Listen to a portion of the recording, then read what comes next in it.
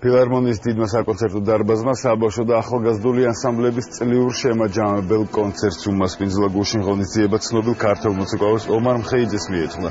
კონცერტში ადგილობრივ ანსამბლებთან ერთად სხვადასხვა რაიონიდან ჩამოსული მუსიკოსებიც იღებდნენ მონაწილეობას ღონისძიების დასკვით. ნაწილში დაჯილდოების საზეიმო ცერემონია გაიმართა.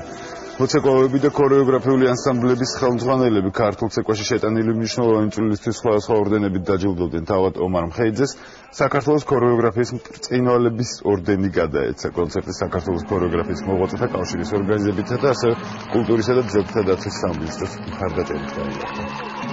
დავასახელეთ წლის საუკეთესო ქორეოგრაფი, წლის საუკეთესო პედაგოგ, რეპეტიტორი,